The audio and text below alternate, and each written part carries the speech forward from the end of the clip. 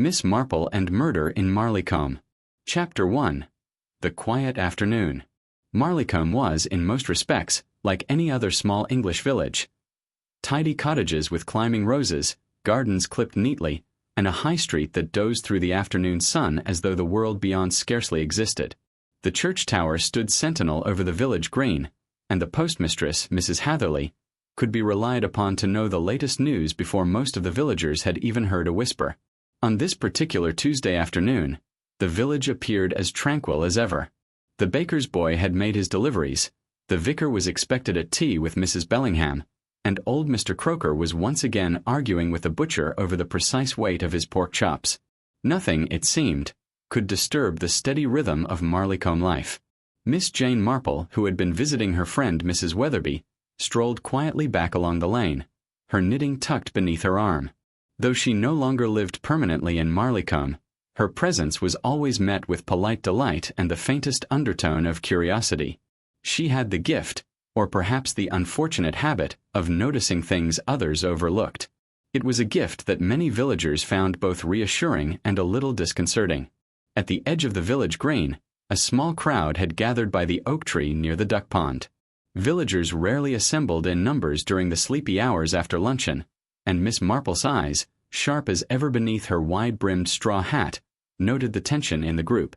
Murmured voices carried, low and uneasy. "Terrible business. Dreadful, really." She caught the words as she approached. Mrs. Hatherley, flushed and excited, was speaking to anyone who would listen. They found something quite awful, in the spinney near the lich gate. Poor young William Denton was the one who came across it, and he's not been right since. Miss Marple's step slowed. "What was it that young William found, Mrs. Hatherley?" she asked gently, her tone soft but steady. The postmistress lowered her voice, though she clearly relished the drama. "A body, Miss Marple. A body lying in the leaves. And not an accident, mind you. The constable says it looks like murder." A little silence followed. Even the ducks upon the pond seemed hushed, drifting across the water as if reluctant to break the stillness. Miss Marple did not startle, nor did she exclaim. She simply inclined her head, her eyes thoughtful. "I see," she said quietly. Already, the machinery of village gossip had begun its restless turning. Theories and names would soon fly faster than autumn leaves in a storm. But for Miss Marple, it was not the noise of speculation that mattered. It was the small, telling details. The tremor in Mrs. Hatherley's hands. The way Mr. Croker stood apart, unusually silent. The curious absence of Mrs. Bellingham, who rarely missed a chance to be at the center of things. Somewhere in these fragments lay the first threads of truth. And Miss Marple, with her unassuming air and gentle manner, was already beginning to notice them. Chapter 2. Murmurs in the Village. The news of Arthur Linden's death spread through Marleycombe with a swiftness that belied the village's usual unhurried pace. By the following morning, the tragedy was the subject of every whispered conversation, every nod exchanged across garden hedges, every remark passed in hushed tones at the grocer's counter. To say that Marleycombe thrived on gossip would be ungenerous, but to say that gossip was its lifeblood would not be entirely untrue. Miss Marple, sitting in Mrs. Weatherby's drawing-room with her knitting needles clicking quietly, listened with the serene detachment of one who understood that human nature rarely changes. Mrs. Weatherby herself was in a state of visible agitation, pouring and re-pouring the teapot as though tea might wash away the shadows lingering over the village. "Such a dreadful thing, Jane," Mrs. Weatherby declared, lowering her voice though they were quite alone. "Murder, here in Marleycombe. It seems impossible. Why, I cannot remember anything more alarming since poor Mrs. Finch's cat went missing 3 summers ago, and that, I dare say, was only the doing of foxes." Miss Marple's needles paused mid-air. "The disappearance of a cat and the murder of a man are not quite the same thing, dear," she said mildly. "Still, you are right in one sense. Villages are not immune to unpleasantness. In fact, it is often in small places where such things are most deeply felt." Mrs. Weatherby gave a shudder. "Arthur Linden. I can't pretend I was fond of him. Too arrogant by half. And the way he lorded his inheritance over everyone, it wasn't right. But murder. Here. Miss Marple's blue eyes remained fixed on her knitting. "It is often the case," she remarked softly, "that those who are disliked invite more enmity than they imagine. And Arthur Linden was, shall we say, unusually energetic in making enemies." At that moment, the bell clanged faintly at the front door, and Mrs. Weatherby bustled off. A few moments later she returned, ushering in none other than Mrs. Hatherley, the postmistress, whose cheeks glowed with excitement. "My dears, you won't believe the latest," she exclaimed, barely waiting to sit down. "Inspector Graves has been round to the Linden place already, questioning the servants. And there's talk, though I shouldn't repeat it, of young William Denton being seen near the spinney more than once this past week. Some say he had words with Mr. Linden. And, well, there's something about a gardener being temperamental with his employer that has a familiar ring to it, doesn't it?" Miss Marple smiled faintly. "Familiar perhaps in fiction, Mrs. Hatherley. In real life, things are rarely so neat." Mrs. Hatherley, unperturbed, went on. "And then there's that dreadful thing they found beside the body. A locket broken in two. They say the chain was snapped clean. Isn't that curious? And the picture inside all scratched out. Some sort of love affair, I shouldn't wonder." Mrs. Weatherby gasped. "A locket. How romantic and how very sinister." "Sinister indeed," Miss Marple murmured, though her mind was already running ahead. People do not scratch out faces in photographs or miniatures without reason. Strong feelings, hatred, perhaps betrayal, lay behind such an action. Later that afternoon, the village green was abuzz with speculation. Colonel Redfern, red-faced and blustering, was overheard declaring that Linden had it coming and good riddance. The words, repeated with relish, spread quickly, though the colonel himself seemed to regret them within the hour. Mrs. Bellingham, the vicar's wife, was equally vocal but in a different direction. "It is the young people one must be wary of," she told a knot of ladies outside the church. "This William Denton has never struck me as steady. Moody, secretive, and inclined to keep to himself. Mark my words, there is something not right there." The Reverend Bellingham, standing nearby, coughed discreetly. "We must not judge too hastily, my dear. Leave such matters to Inspector Graves." Inspector Graves himself appeared in the High Street that evening, square-shouldered and brisk. He was known for his practical manner and his tendency to accept the obvious solution. A few polite inquiries were enough to convince most villagers that young William Denton was already as good as convicted. Miss Marple, however, was not so easily persuaded. She encountered Inspector Graves outside the baker's shop, where he was questioning the shopgirl. "Ah, Miss Marple," he said with a respectful nod, "you are visiting us at a most unfortunate time. Still, I dare say you've heard of the business. Nasty case, but it seems fairly straightforward. Linden had made himself unpopular, and Denton had cause to dislike him. We've evidence enough to hold him." Miss Marple's expression was mild. "Indeed, Inspector. And yet, the straightforward explanation is not always the correct one. Human beings are complicated." Graves gave a short laugh. "Perhaps, Miss Marple, but murder is usually the simplest thing in the world. A quarrel, a blow struck in anger, that's all there is to it." Miss Marple inclined her head but said no more. In her experience, blows struck in anger rarely coincided with broken lockets and scratched-out portraits. There was something far more personal here, far more hidden. That evening, as dusk settled over Marleycombe, the little cottages seemed to huddle closer together, as though the village itself sensed an intruder in its midst. Windows glowed with lamplight, curtains twitched at passing footsteps, and doors were bolted earlier than usual. In Mrs. Weatherby's parlor, Miss Marple knitted steadily, her mind running over the fragments of conversation she had gathered. A quarrel with a gardener, a locket with a defaced miniature, a colonel who spoke too freely, a doctor with strained finances, a newcomer with a past whispered about in corners. Yes, Marleycombe was already teeming with secrets. And Miss Marple, with her quiet air of old-fashioned gentility, intended to listen very closely indeed. Chapter 3. Inspector Graves Takes Charge. The morning after the discovery, Marleycombe had the unsettled air of a stage where something dreadful had been played out, yet the actors still lingered, whispering behind the curtains. Doors opened and closed more frequently than usual, villagers walked with quicker steps, and conversations stopped abruptly when others drew near. At the Linden house, Inspector Graves had established his headquarters. A constable stood stiffly at the gate, preventing the merely curious from wandering in.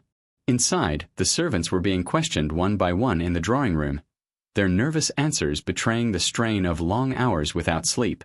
Miss Marple, though she had no official standing, found herself welcomed by Mrs. Weatherby, who insisted that dear Jane's presence was always a comfort. Thus it was that she found herself in the hallway, knitting in her lap, listening more carefully than anyone realized. Inspector Graves was thorough, if a little too brisk. His questions often moved too quickly, leaving answers unpursued, and his satisfaction with simple explanations was evident. The housekeeper, Mrs. Martin, a gaunt woman with anxious eyes, was the first to face him that morning. "You say Mr. Linden had callers yesterday afternoon?" the inspector asked, his pencil poised. "Yes, sir. Colonel Redfern came shortly after luncheon. They spoke in the study. It grew quite heated." Graves made a note. "And what was the subject of their quarrel?" "I couldn't rightly say, sir. But I heard the colonel's voice raised. Something about boundaries, I think, and trespass. Mr. Linden sent him away in a temper. And after that, Miss Fairfax arrived. Stayed nearly half an hour. She left looking distressed." Miss Marple's needles clicked softly. Distressed. An interesting choice of word. Inspector Graves continued. "And in the evening?" "The doctor came, sir. Dr. Ferris. Just before supper.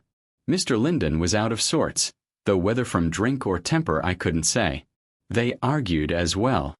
The inspector's lips tightened. "So 3 separate quarrels in a single day." He looked up. "And did you see Mr. Denton?" "Yes, sir. Out in the garden. He and Mr. Linden had words too. Over wages, I think. Mr. Linden was not generous." Graves sat back, clearly satisfied. "Thank you, Mrs. Martin. That will do." When she had gone, Miss Marple spoke gently. "It does seem, Inspector, that Mr. Linden had rather a talent for quarreling." "Quite so, Miss Marple," Graves replied with a grim smile. "Which makes the case all the simpler. Every one of those quarrels points to a motive, but only Denton had the opportunity and the temper. We found blood on his sleeve after all." Miss Marple inclined her head. "Yes. Though sometimes a quarrel is more about appearances than true feeling. One must consider that not all anger is equal. Some angers fade quickly. Others are nourished for years." Graves, unused to such philosophical interjections, merely grunted and called for the next witness. Later that day, Miss Marple took a quiet walk through the village. She paused at the post office, where Mrs. Hatherley was more than ready with tidings. "They say the colonel has been striding about like a thundercloud." And Miss Fairfax shut herself up in her cottage, wouldn't answer the door when Mrs. Bellingham called. And Dr. Ferris? "Oh, my dear, he looked positively pale when he came for his prescriptions this morning." Miss Marple nodded sympathetically, though she was less interested in Mrs. Hatherley's judgments than in the small, telling details behind them. A door not opened, a face turned pale, footsteps too heavy or too hurried. These were the signs she valued. She met Colonel Redfern himself not far from the green. He touched his cap with a show of courtesy, but his face was set. "Beastly business, Miss Marple. Linden was an unpleasant fellow, but murder, well, I don't hold with it. Damned cowardly thing." "Quite so," Miss Marple agreed. "Though I understand you and Mr. Linden had a disagreement yesterday?" The colonel's jaw tightened. "Old fool tried to tell me my gardener had been trespassing on his land. Preposterous. But that's finished now. No use raking up quarrels when the man's dead." Miss Marple's eyes were mild, but she noticed the way his hands clenched behind his back. Anger still simmered, though he sought to disguise it.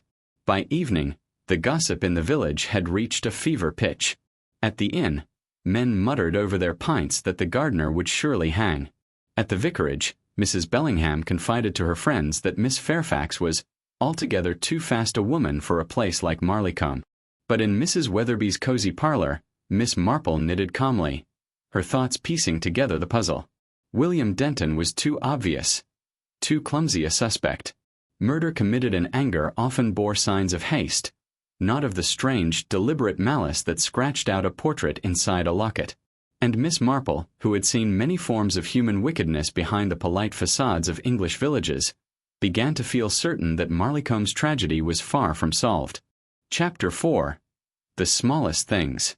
The following morning dawned bright and clear, but in Marleycombe the sunlight only seemed to sharpen the unease. Windows opened early, and conversations began over garden fences before the kettle had even boiled.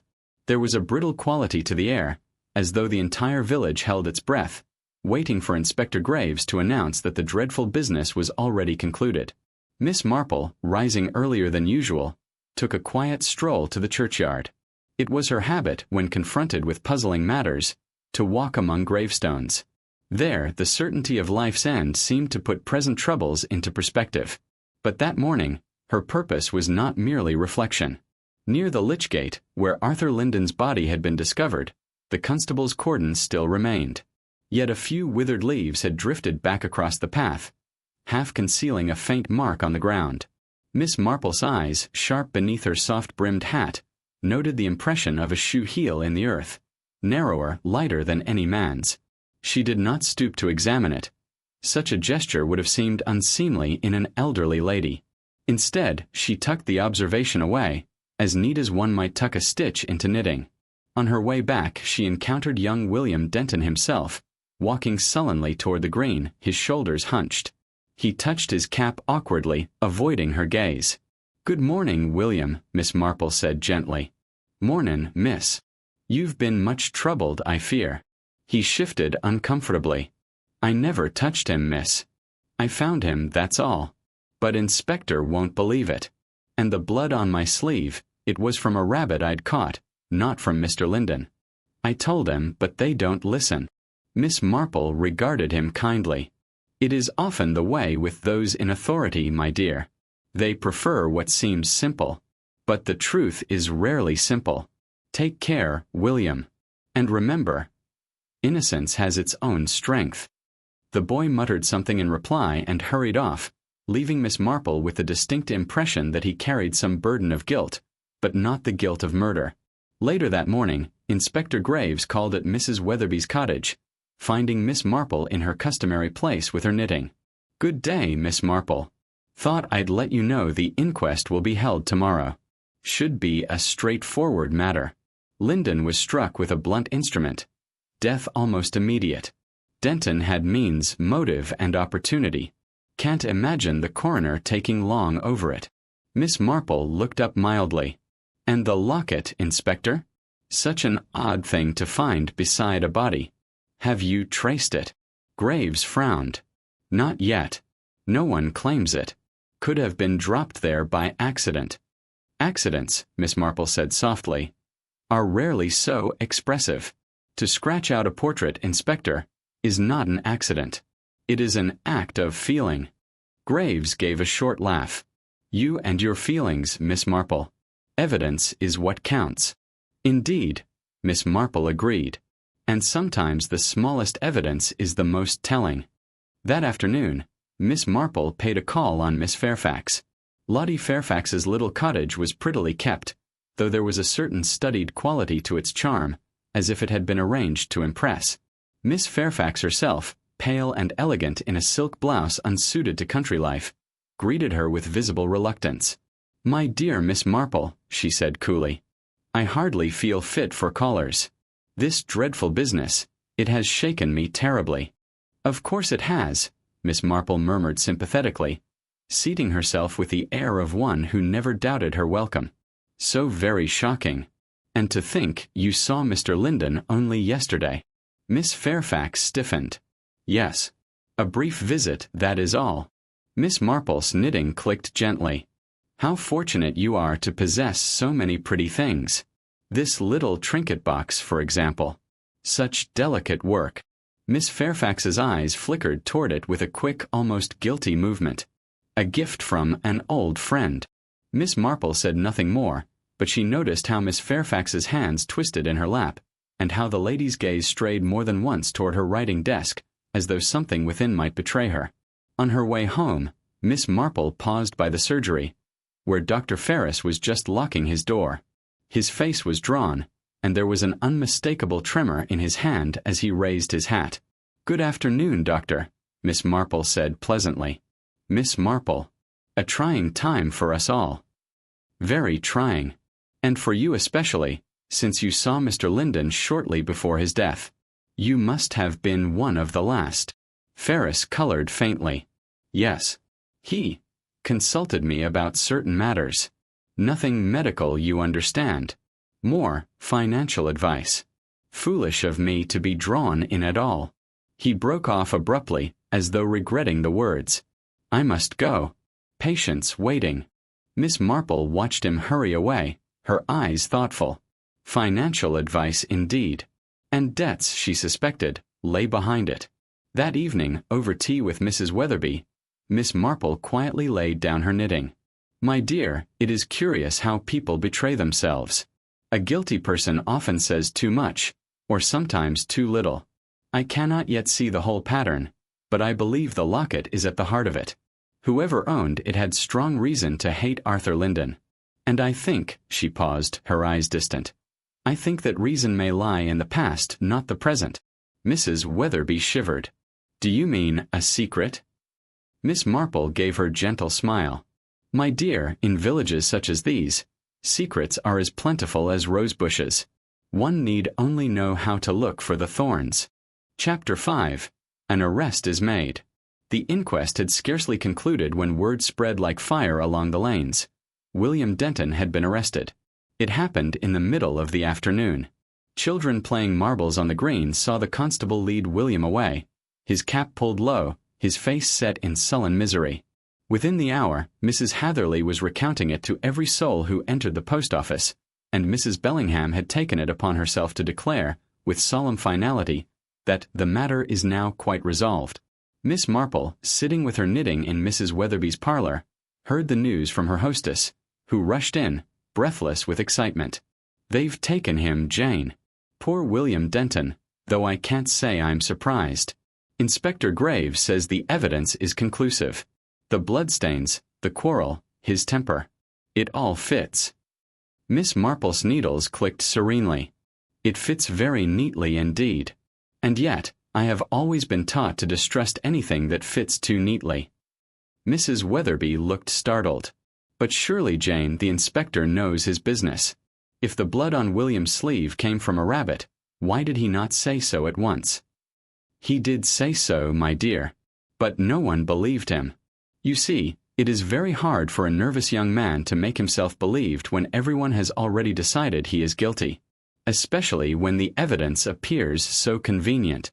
Later that day, Miss Marple encountered Inspector Graves outside the butcher's, where he was cheerfully accepting congratulations from Colonel Redfern. Efficient work, Inspector, the Colonel declared heartily. Quick and clean. Shows the law still has teeth. Graves, modestly pleased, inclined his head. Thank you, Colonel. Always best to act swiftly. Nips speculation in the bud.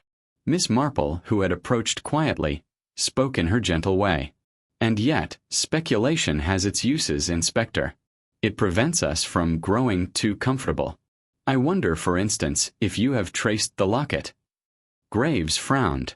Still looking into it. Could be Denton's, of course. Picked it up in some quarrel. Perhaps, Miss Marple said mildly. Though I should think such an object belongs to someone who cared very deeply. Enough to scratch out a face, for instance. That is not the act of a gardener quarreling over wages. The inspector gave a little laugh, but there was unease behind it. You always were sharp, Miss Marple. But I'll stand by the evidence. Denton's our man. That evening, the village inn was crowded, unusual for a weekday. Men gathered at the bar, their voices low. Some declared that William Denton's temper had always been suspicious. Others muttered that Arthur Linden had pushed too many people too far. Miss Marple, seated in a corner with her tea, listened without appearing to do so. She noted particularly the silence of Dr. Ferris, who drank steadily but contributed nothing, and the restless glances of Lottie Fairfax, who entered briefly, only to retreat when she realized all eyes were upon her. When she rose to leave, she paused by the hearth, where young Tom Pritchard, the innkeeper's boy, was sweeping. "Hard work for you, Tom, with so many customers tonight," she said kindly. Tom grinned. "I'm Mississippi. But it's worth it, hearing all they say. Did you know, Colonel Redfern had words with Mr. Linden not just yesterday, but last week as well? Near the boundary wall. I heard it myself." Miss Marple's eyes brightened, though her smile remained mild. "Did you indeed? How very observant you are, Tom. People often say more than they mean when they think no one is listening." Back at Mrs. Weatherby's cottage, Miss Marple set down her knitting and leaned back in her chair. "The inspector has acted quickly," she remarked, "and the village feels reassured. But the truth is not a matter of reassurance. It is a matter of small overlooked things. A shoe print by a lich-gate. A woman who shuts her door too firmly. A doctor who avoids conversation. And a locket broken and defaced." Mrs. Weatherby shivered. "You mean William Denton is innocent?" Miss Marple's eyes were calm. "I do not know yet. But I do know this. The locket does not belong to William Denton. And until we discover whose it was, we shall never understand why Arthur Linden was killed." She picked up her knitting again, her needles flashing gently in the lamplight. The pattern, as yet, was tangled and incomplete, but Miss Marple had the patience to unpick every knot. Chapter 6. Shadows in Conversation. If Inspector Graves believed the arrest of William Denton would quiet the village, he was soon disappointed. Far from settling matters, the event seemed to ignite them. Gossip flared with renewed vigor, tongues wagged more freely, and half-buried secrets rose like weeds after a summer rain. Mrs. Bellingham declared to her sewing circle that she had always known William Denton was not quite right. Mrs. Hatherley, not to be outdone, hinted darkly that she knew things about Dr. Ferris's financial dealings that would make one's hair stand on end. The butcher, meanwhile, assured anyone who would listen that Colonel Redfern was seen striding toward Linden's property the very afternoon of the murder. In Marleycombe, certainty was a commodity, and everyone was eager to trade in it. Miss Marple, meanwhile, continued her quiet progress about the village. She paid calls, sipped tea, listened. She asked no direct questions, yet people found themselves talking more freely in her presence than they intended. At the vicarage, Mrs. Bellingham received her with fluttering excitement. "Such dreadful times, Miss Marple. The village will never recover. To think of a body found practically on our doorstep. And that poor boy Denton. I declare, though I never trusted him, he did look pale as a ghost when they took him away." Miss Marple sipped her tea. "People often look pale when accused of crimes they did not commit, my dear." Mrs. Bellingham blinked. "But surely you agree with Inspector Graves? The case is quite clear." "Clear cases," Miss Marple said gently, "are sometimes the murkiest of all." Mrs. Bellingham frowned. "You sound like my husband, always urging caution, though I suppose that is a vicar's duty." She leaned forward, her voice dropping. "Between ourselves, Miss Marple, I don't believe Mrs. Fairfax is what she claims to be. So elegant, so worldly. Too worldly for Marleycombe. Why, I once heard she had been an actress in London. You know what that means." Miss Marple's eyes remained mild. "Not always, my dear. Acting is not in itself a disreputable profession." "Perhaps not. But Arthur Linden knew her in London. That much I'm certain of. And look what has happened to him now." Later, Miss Marple encountered Dr. Ferris in the lane. His manner was brisk, but his eyes darted away from hers. "A busy time for you, Doctor," Miss Marple remarked. "Busy indeed. Half the village is in a state of nerves. I've prescribed more sleeping draughts in the past 3 days than in the past 3 months." Miss Marple smiled faintly. "You must find it trying. And with your own troubles as well." He stiffened. "My own troubles? My dear doctor, you looked so pale the other evening, and one could not help but notice your hand was unsteady. I thought perhaps it was the strain of overwork, or perhaps something more financial." Ferris flushed scarlet. "I don't know what you mean, Miss Marple." "Of course not, my dear. Forgive an old woman's foolish observations." But as she walked away, she reflected. Debts and shame often made a man more dangerous than hatred did. That evening, Miss Marple and Mrs. Weatherby attended a gathering at the Redferns' house. The Colonel, though his manner was hearty as ever, could not quite conceal his temper. "Damn foolish business," he declared. "Pouring whiskey too liberally. Young Denton's guilty as sin, of course. But the whole thing makes the village look like a den of ruffians. Not what one wants for property values." His daughter Evelyn sat quietly by the fire, her face pale in the lamplight. She looked up once, meeting Miss Marple's gaze, and quickly turned away. Her fingers, Miss Marple noticed, twisted a handkerchief until it was knotted like string. When the ladies withdrew, Miss Marple found herself beside Evelyn in the drawing-room. She remarked lightly on the roses in the Colonel's garden.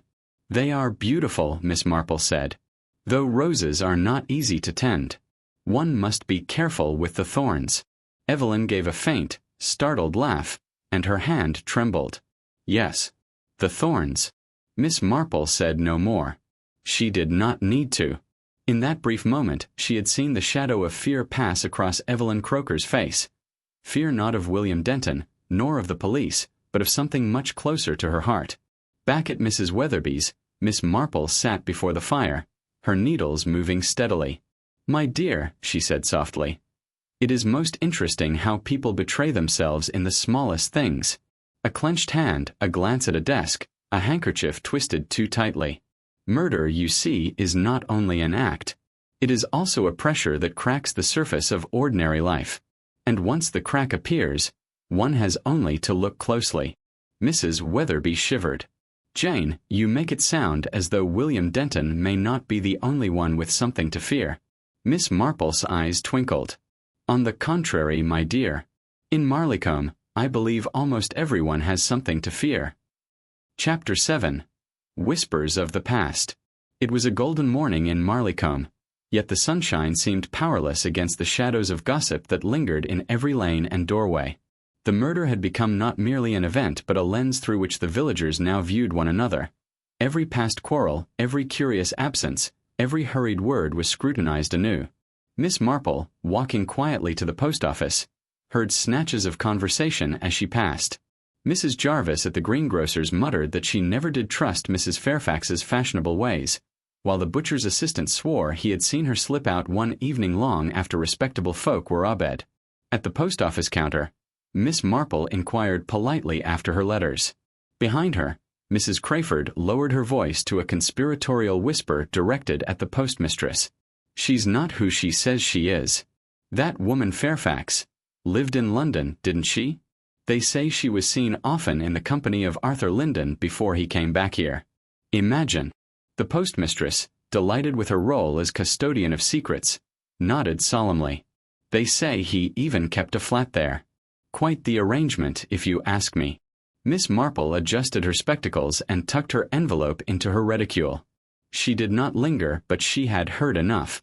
That afternoon, at Mrs. Weatherby's parlor, Miss Marple found herself in company with Mrs. Fairfax herself. The lady was elegant as ever, dressed in a deep plum gown with a hat that would not have disgraced Bond Street. Her manner was gracious, but there was a studied quality about her composure, as though it had been carefully rehearsed. "My dear Miss Marple," Mrs. Fairfax said smoothly, "I do wish people would cease their incessant chatter. It is bad enough that poor Mr. Linden is gone, without all this prying into one's affairs. Really, one cannot so much as step into the lane without feeling like a character in some ghastly melodrama." Miss Marple's knitting needles clicked softly. "Villages do have a way of noticing, Mrs. Fairfax. It is both their strength and their failing. But I dare say you are accustomed to attention." The lady's smile faltered ever so slightly. "Accustomed? Oh, perhaps in London one receives more than one desires. But that is all behind me now." Miss Marple inclined her head, her eyes bright with mild interest. "Indeed. And did you know Mr. Linden from those days in London?"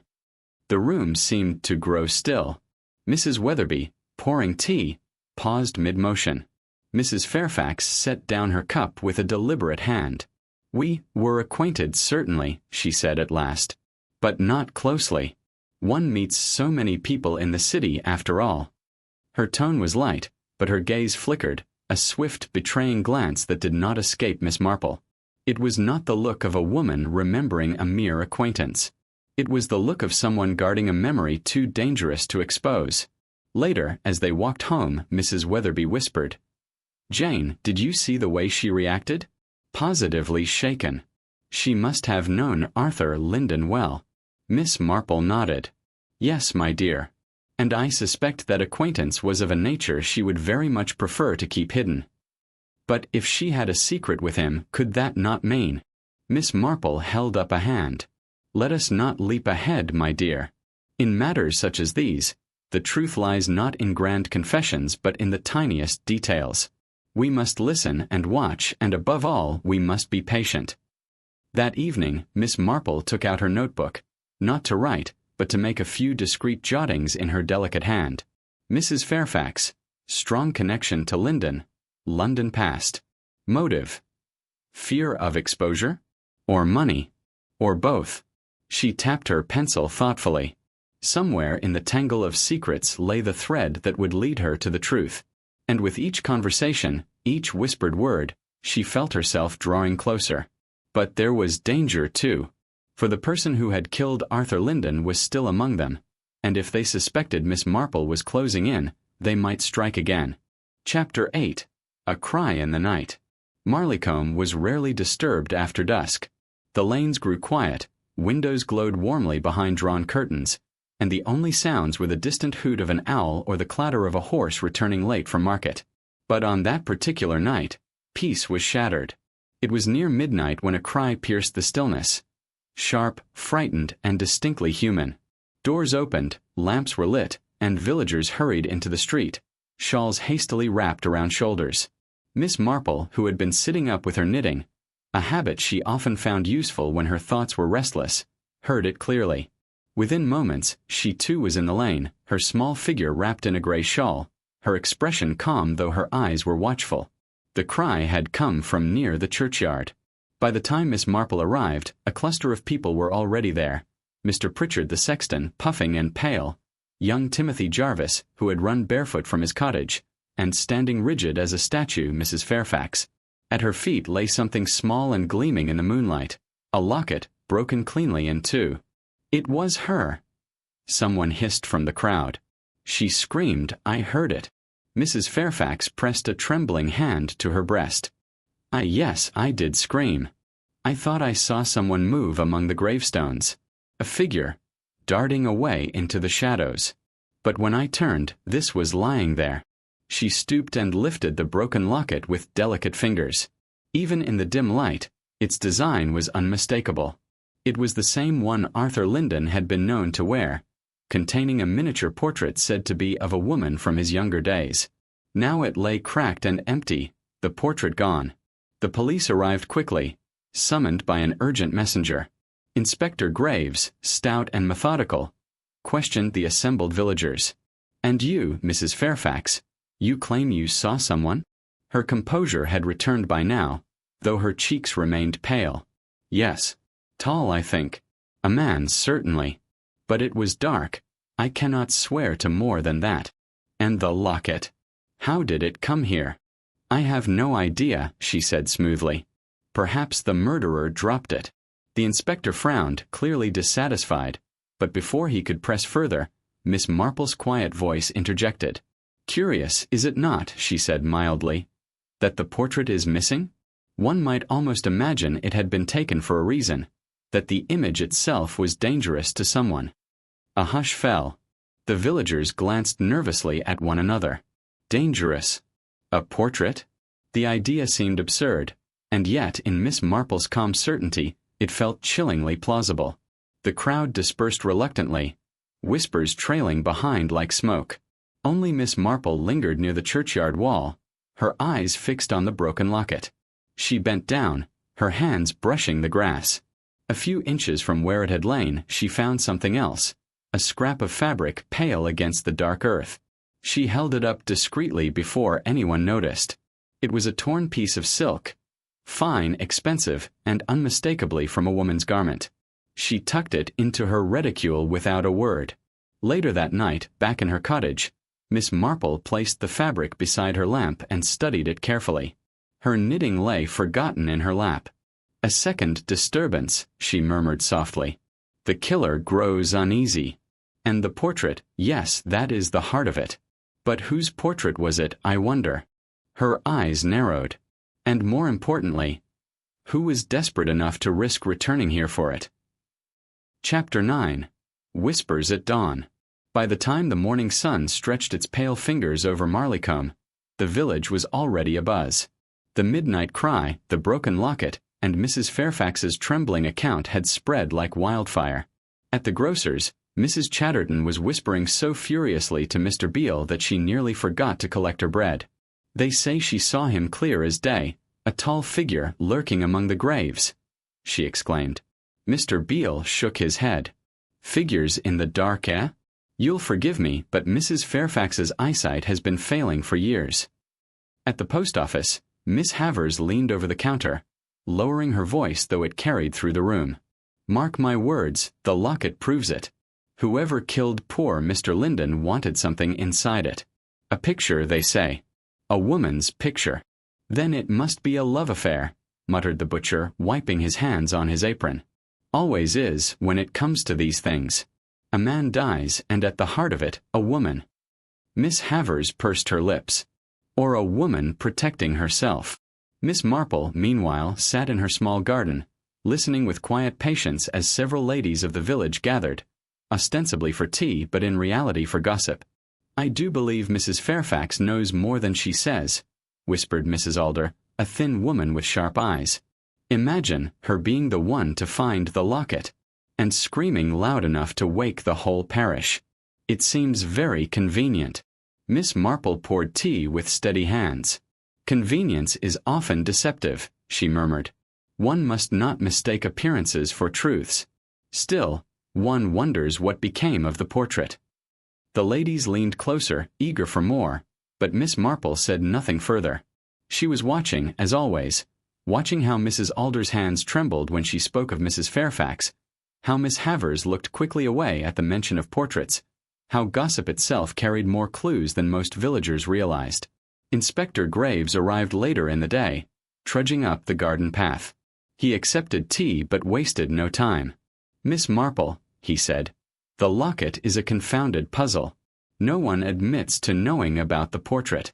Yet it was clearly valuable to someone. And I've no shortage of villagers insisting they saw this or that shadow in the churchyard." Miss Marple folded her hands. "You mustn't be too hard on them, Inspector. Shadows in the night are often reflections of one's own fears. But the missing portrait, yes, that is different. Whoever took it did so deliberately. And that suggests knowledge. They knew what it contained." The inspector frowned. "You think it's the key to the murder?" Her blue eyes twinkled, though her expression remained serious. "I think, Inspector, that in a village like Marleycombe, a portrait can be as dangerous as a pistol. Perhaps more so." That evening, as the bells tolled softly over the village, Miss Marple sat by her fire. She drew the torn scrap of silk from her reticule once more, smoothing it with careful fingers. It shimmered faintly in the firelight, an expensive fabric quite out of place in their simple village. "Someone came back for the portrait," she whispered. "But someone else lost this in their haste.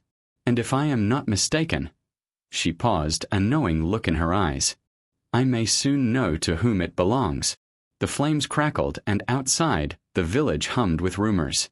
Yet in the stillness of her cottage, Miss Marple's quiet certainty felt far more dangerous than gossip. Chapter 10. A Thread of Silk. The following morning dawned crisp and bright, though the air in Marleycombe seemed thick with unease.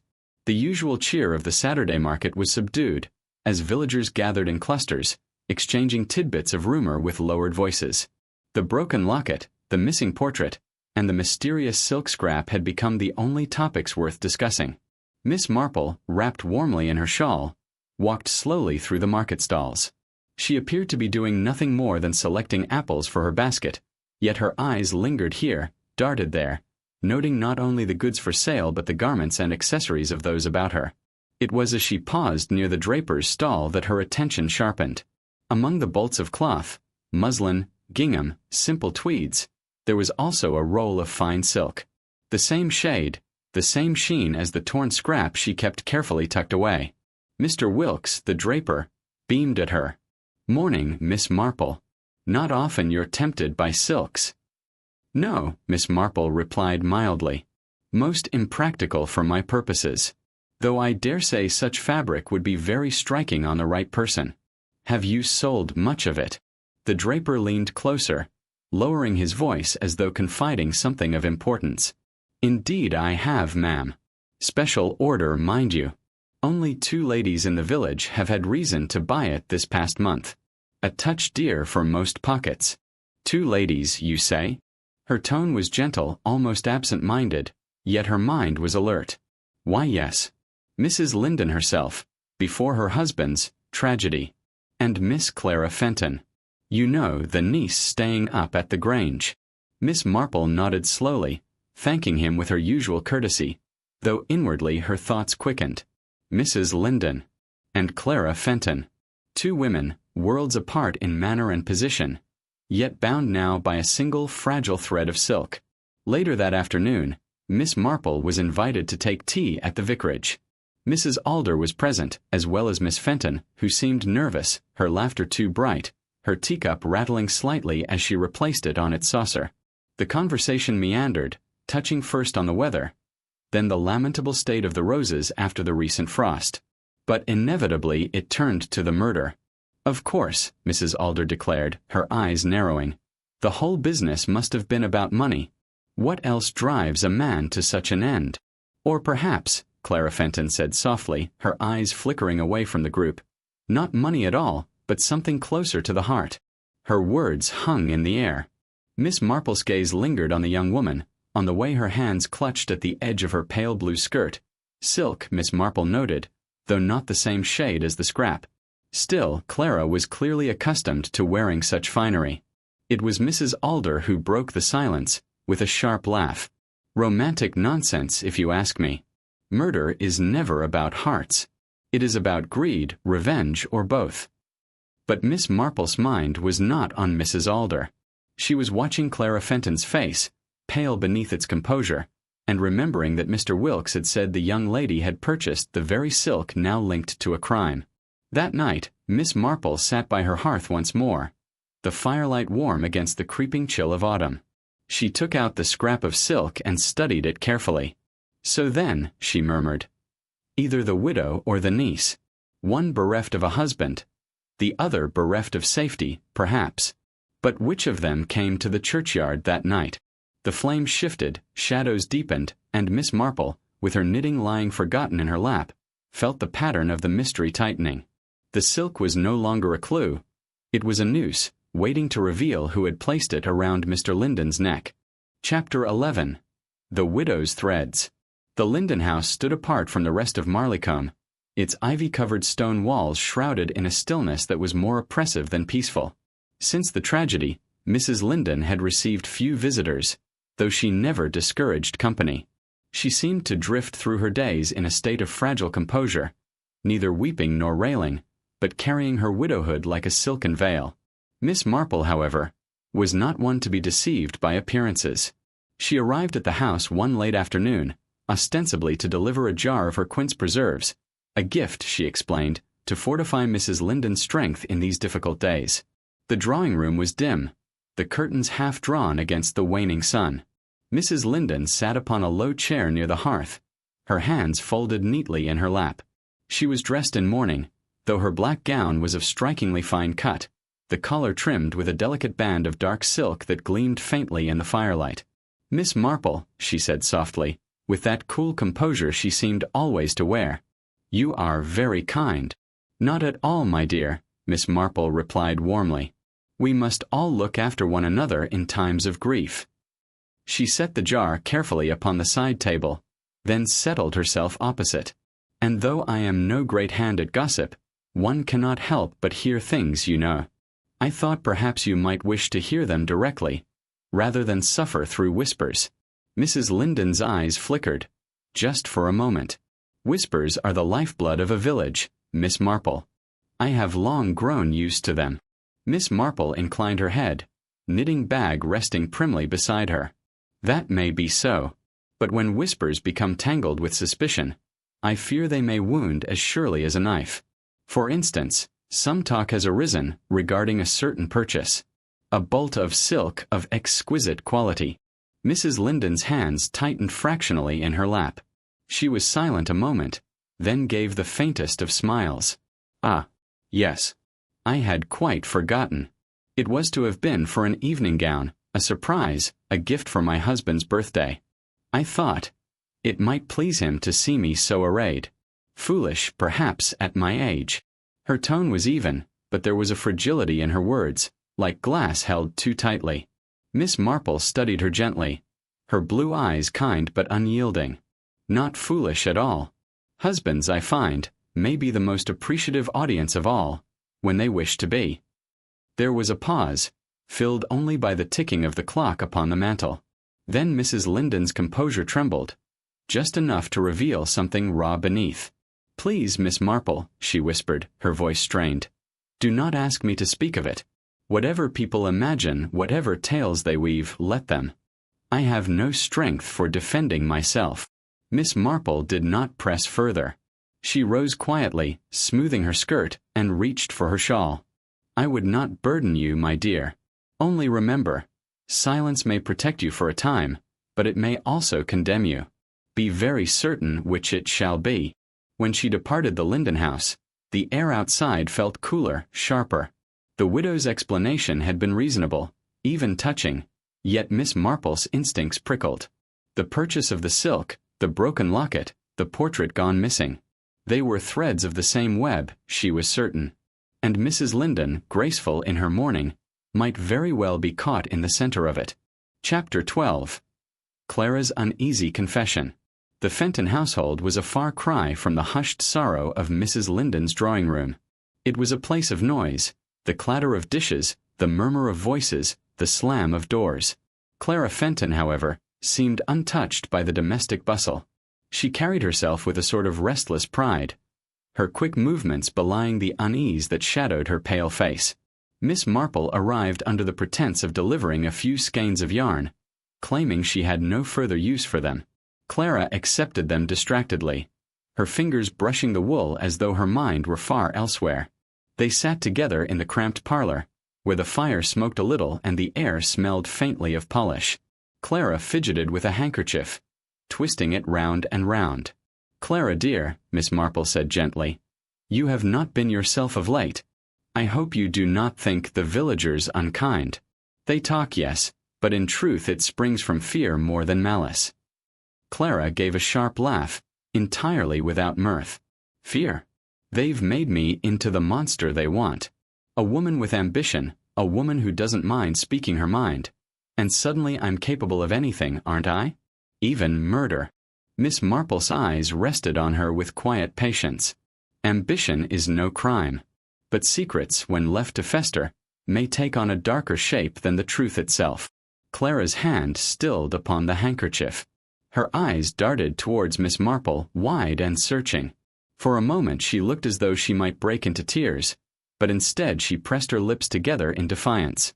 I'll tell you something, she said in a low, urgent voice. Yes, I knew about the silk. Mrs. Linden ordered it, true enough, but it was I who collected it from Marleycombe Station. I told no one. I didn't want my name dragged into whatever nonsense the gossips were spinning. But now you know. Miss Marple did not so much as blink. And why, she asked softly, would Mrs. Linden entrust you with so personal an errand? Clara hesitated. The clock ticked loudly in the pause. Because she trusted me. More than most, at least. She said she could not risk her husband finding out before the right moment. Her explanation was neat, perhaps too neat. Miss Marple leaned back, her knitting bag resting serenely in her lap. My dear, trust is a delicate thing. One must be very sure that it is not misplaced. For otherwise... She let the thought trail away into silence, her gaze resting thoughtfully on the frayed handkerchief clenched in Clara's fist. When Miss Marple finally took her leave, she walked down the narrow garden path with her brows gently furrowed. Clara had confessed a dangerous truth, that she had touched the threads of the silk mystery more closely than anyone else had admitted.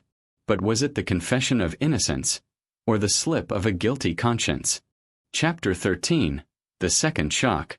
The village had scarcely caught its breath from the discovery of Mrs. Linden's body when a second calamity shook Marleycombe. Chapter 14. Gossip on the Green. By Sunday morning, Marleycombe had turned into a cauldron of whispers. The second attack had unsettled even the most stalwart of villagers. Mrs. Price, the baker's wife, declared it was a madman from the railway, while old Mr. Pottle insisted it was the work of someone under our very noses. The church service that morning was unlike any other. Reverend Carstairs read his sermon with trembling hands, the congregation barely listening. All eyes flicked towards the Linden pew, empty and draped in absence. Mrs. Bellingham, bonnet set at a severe angle, muttered audibly about strange goings-on in the Linden household. Clara Fenton, pale but defiant, sat stiffly beside her mother, enduring the weight of stares from half the congregation. When the service ended, the true theater began. On the green, clusters of villagers huddled together, their voices carrying in the crisp air. Each group had its theory, and each was more dramatic than the last. "Mark my words, it's Clara Fenton," hissed Mrs. Price. "Didn't I see her lurking near the Lindens' cottage only last week?" "Nonsense," countered Mr. Bowyer. "If you ask me, it's that nephew from London, what's his name, Frederick. Always sniffing about where he's not wanted." "Frederick Linden's a fool, but he's no killer," Mrs. Weatherby said firmly. "No, no. This is domestic. Husband and wife quarreling, mark me." And so the village divided itself neatly into camps, those who suspected Clara, those who suspected Frederick, and those who muttered about Mr. Linden's own dark dealings catching up with him at last. Miss Marple, seated on a bench beneath the chestnut tree, listened without ever appearing to do so. She knitted calmly, her needles clicking in quiet rhythm, her eyes half lowered. She knew too well how gossip served as both a weapon and a mirror, exaggerating truths, twisting lies, and yet, occasionally, betraying an unsuspected fact. What intrigued her most was not what was said, but what was not. Mr. Croker, usually so talkative, had remained silent through the entire gathering, his lips pressed thin as if holding back more than idle chatter. And when Clara passed, her chin held high, he turned away, avoiding her gaze. By the time the crowd dispersed, Marleycombe was awash in suspicion. But Miss Marple's thoughts, serene and steady, drifted back to the tarnished locket in her pocket, its broken clasp, its lonely initial. For while the village feasted on rumors, she was quietly following the trail of truth, step by careful step. Chapter 15. Quiet Tests. Miss Marple had long known that the most revealing truths slipped out not under the stern glare of interrogation, but during the soft comfort of ordinary talk. She began her quiet inquiries with the patience of a gardener tending her roses, never forcing, only waiting for nature to show itself. Her first visit was to Mrs. Weatherby, who was folding linens by the window when Miss Marple arrived. After polite talk of the weather and rheumatism, Miss Marple casually mentioned the second attack. "Terrible business, isn't it? And such a blow to the village.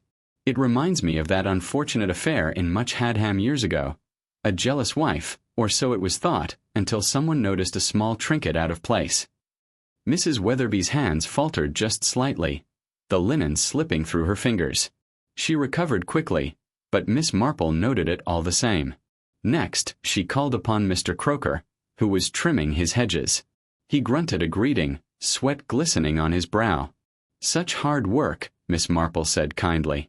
"You must be strong as an ox. Why, I dare say, strong enough to surprise a man by the mill stream. Though of course that would take a certain temper as well."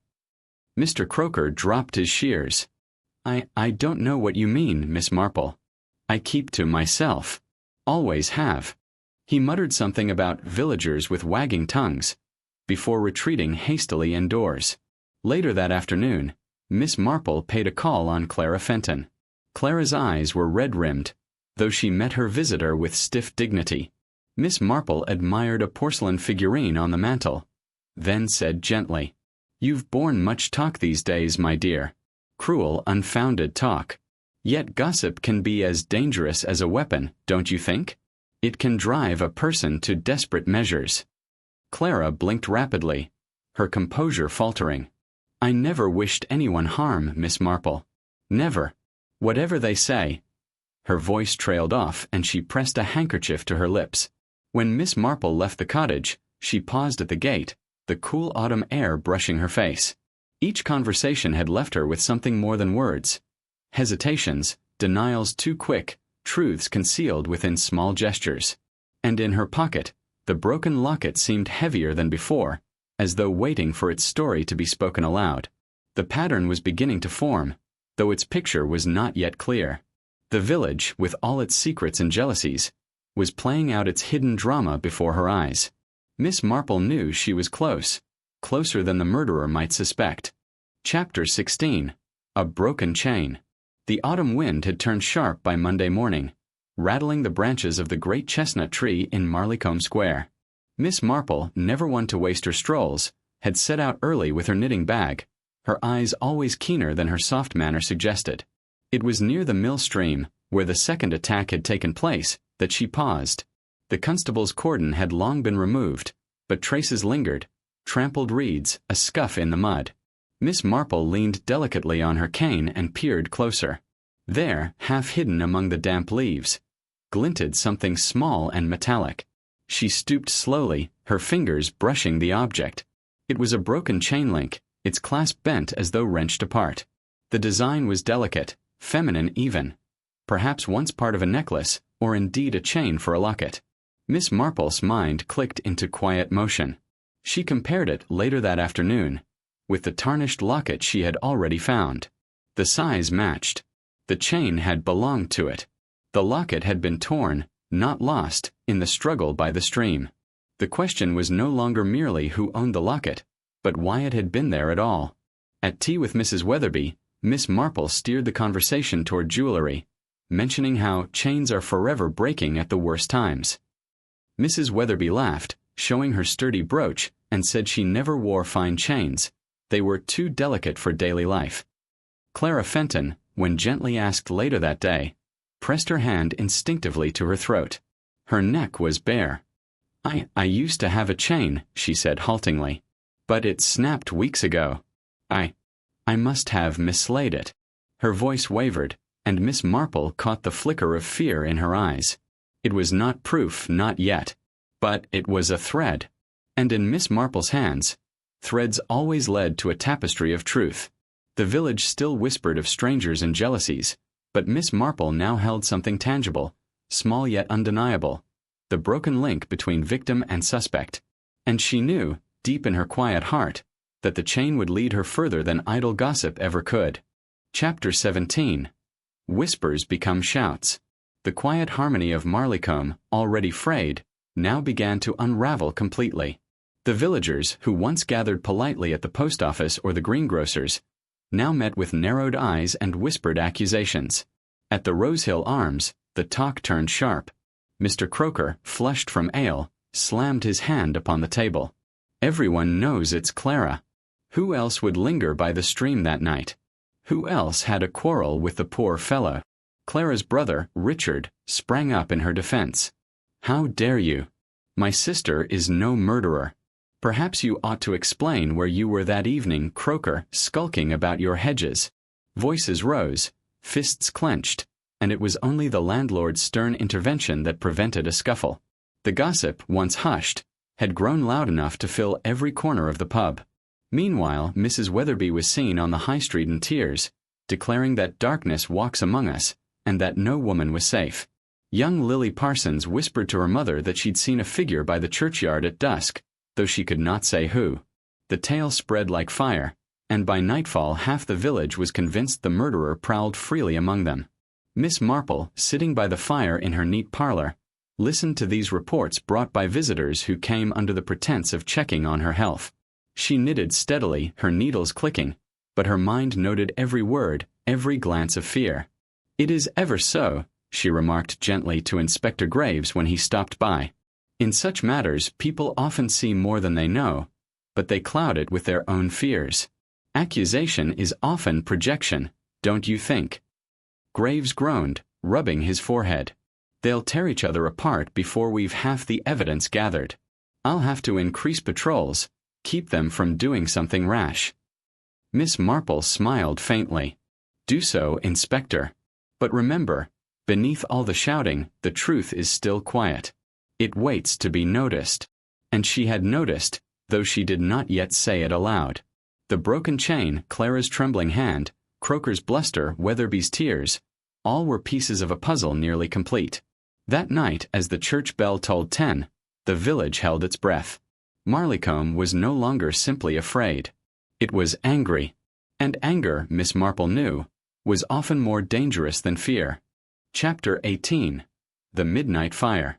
It was just past midnight when the alarm spread through Marleycombe, flames rising from the old miller's cottage at the edge of the green. Villagers, roused from sleep, stumbled out into the night, clutching shawls and lanterns, the cold wind filled with smoke and the terrible crackle of burning timbers. By the time Inspector Graves and his men arrived, the cottage was fully ablaze. Water was thrown, buckets passed hand to hand, but the fire consumed greedily. It was only by dawn that the charred shell stood black against the pale sky. And inside, amidst the ashes, the men found a discovery that left the crowd gasping.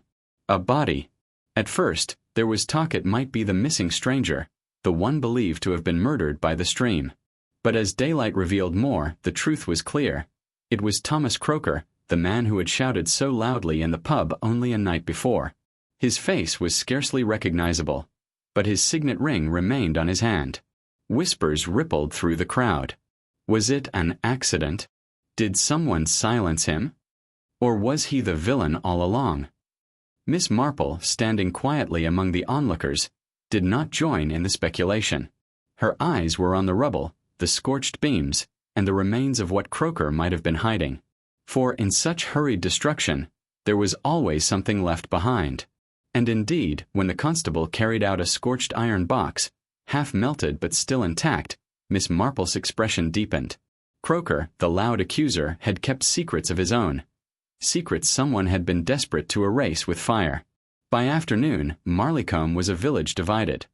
Some believed Croker's death proved his guilt. Others whispered that his murder meant he had known too much. Inspector Graves, weary and furious, confided to Miss Marple outside the smoldering ruins. 2 deaths, Miss Marple. 2. And no closer to the truth. The villagers are half mad with fear. Miss Marple looked at him with calm certainty. Oh no, Inspector. We are much closer than you think. The fire was not concealment, it was panic. Panic always leaves cracks. Her knitting bag rested against her arm, but her mind was working far quicker than her needles. For the broken chain, the locket, Clara's trembling hand, and now Croker's fiery end, were no longer fragments. They were beginning to form a pattern. Chapter 19. Ashes and Echoes. The ruins of Miller's cottage still smoked faintly the next morning, a grim reminder to Marleycombe of how quickly disaster could sweep away the familiar. The villagers kept their distance, though some lingered at the hedgerows, whispering about Croker's fate as though his ghost might yet rise from the blackened shell. Inspector Graves stood amidst the rubble with his men, frowning over the half-melted iron box recovered from the fire. Not much left, he muttered, prizing open the warped lid with a crowbar. But let's see what secrets Croker thought worth locking away. Inside lay a bundle of scorched papers, a few coins fused together, and, most curious of all, a charred leather pouch. The papers were too blackened to read, but the pouch had miraculously survived. When opened, it revealed a glimmer of metal, a silver locket, battered but unmistakably the twin of the broken one Miss Marple had already seen. Gasps rose among the constables. Graves looked at Miss Marple, who had been watching silently from the edge of the ruin, her hands folded neatly over her cane. "Another locket," he said. "So Croker had it all along. That puts him at the center of this business, doesn't it?" Miss Marple stepped forward, her eyes narrowing slightly as she examined it. The clasp was cracked, the chain broken, yet inside, scorched but still visible, lay a miniature portrait of a woman. Not Clara, as many might have suspected, but someone else, someone older, her features sharp with pride. "This inspector," Miss Marple said softly, "is not mere trinket or keepsake. It is motive. And motives, I find, are the true currency of murder." Graves muttered darkly, "If only Croker hadn't gone up in flames, we might have asked him what devilry he was tangled in." Miss Marple shook her head gently. "Oh, I think Mr. Croker was silenced before he could speak. But the attempt to erase him has told us something far more valuable, that he was close to naming the truth." Word of the second locket spread quickly, feeding the villagers' fear. Clara was cornered at the Green by Mrs. Weatherby and others, who demanded answers. Why had she been seen near the stream? Why did the locket seem to link back to her family? Her hands trembled, her face pale as she protested her innocence. But the crowd, weary of fear, was hungry for someone to blame. Voices rose. Someone pushed. Clara stumbled. And it was only Miss Marple, stepping forward with quiet authority, who stopped the swell of anger.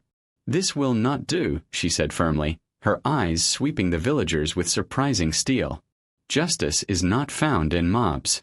If you must find the guilty, then be patient, for the truth is nearer than any of you realize." The crowd, abashed, dispersed slowly, though their whispers lingered. Clara was escorted home in tears, and Miss Marple returned to her parlor, the second locket resting in her palm. She turned it over thoughtfully, her gaze far away. 2 lockets, 2 lives, 2 deaths. Somewhere in that delicate symmetry lay the answer. And soon, she knew, it would reveal itself. Chapter 20. A Knock at Midnight. Marleycombe lay hushed beneath a cold, silver moon. The villagers had long since shuttered their windows, though their sleep was uneasy, haunted by fire, murder, and whispers of secrets long buried. In her little cottage, Miss Marple sat by the hearth, her knitting untouched upon her lap. The second locket rested on the table beside her, its faint gleam catching the firelight. She had studied it for hours, turning over every detail in her mind. The portrait, the broken clasp, the strange symmetry with its twin. It was just as she was preparing for bed that the sound came. A knock at the door. Soft, hurried, yet insistent. Miss Marple opened it to find Clara, pale and frantic, her shawl half falling from her shoulders. "Miss Marple, I had to come," she whispered. "They're saying dreadful things. I can't sleep. I feel someone's watching me." Miss Marple guided her gently inside, seating her near the fire. But even as Clara tried to speak, there came another sound, the creak of a floorboard outside. A shadow moved across the curtains. Before Miss Marple could rise, the window shuddered, and a figure's outline appeared in the glass. Clara cried out, clutching Miss Marple's hand. "Stay calm, my dear," Miss Marple said firmly, her voice steadier than her years would suggest. She moved toward the window, her sharp eyes catching the flicker of a face before it vanished into the night. When Inspector Graves and his constable arrived minutes later, summoned by Clara's urgent plea, they found only footprints in the garden soil, leading away toward the lane that wound past the miller's ruins. Graves swore under his breath. "Whoever it was didn't mean you well, Miss Marple. Bold enough to try your window. That's not warning, that's desperation." Miss Marple, calm as ever, returned to her chair and folded her hands. "On the contrary, Inspector," she said softly, "desperation is most revealing. A guilty conscience grows reckless when it fears discovery. And tonight, I believe, we have frightened the real culprit." Clara, still trembling, turned to her. "Then, you know who it is?" Miss Marple did not answer at once. Her gaze lingered on the locket, gleaming faintly in the firelight. "Not yet beyond all doubt, my dear. But the pieces are nearly all in place. And when they fall together, the truth will stand plain before us." The clock struck midnight. Outside, Marleycombe lay silent once more. But within Miss Marple's quiet cottage, the hunt had reached its final turn.